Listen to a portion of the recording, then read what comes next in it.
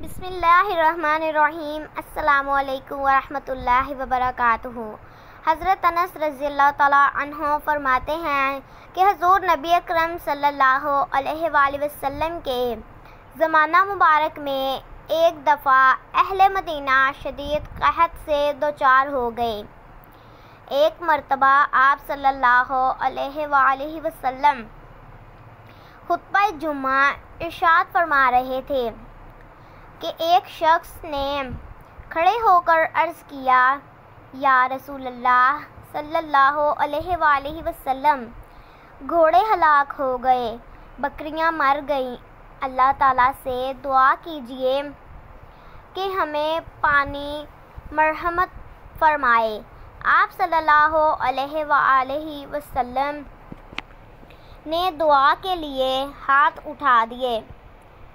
حضرت انس رضی اللہ تعالیٰ عنہ فرماتے ہیں کہ اس وقت آسمان شیشے کی طرح صاف تھا،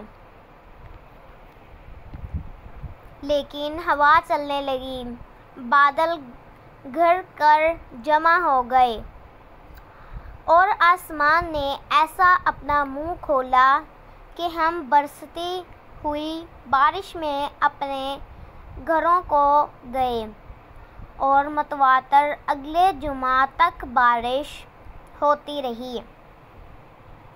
پھر آئندہ جمعہ وہی شخص یا کوئی دوسرا آدمی کھڑا ہو کر عرض گزار ہوا، یا رسول اللہ، گھر تباہ ہو رہے ہیں، لہٰذا اللہ تعالیٰ سے دعا فرمائیں کہ اب اس بارش کو روک لے۔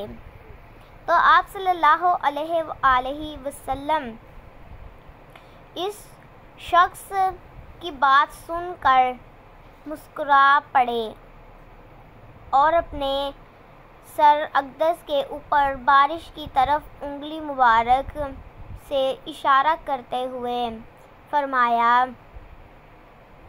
ہمیں چھوڑ کر ہمارے گرد برسو۔ تو ہم نے دیکھا کہ اسی وقت بادل مدینہ منورہ کے اوپر سے ہٹ کر یوں چاروں طرف چھٹ گئے، گویا وہ تاج ہیں، یعنی تاج کی طرح دائرہ کی شکل میں پھیل گئے۔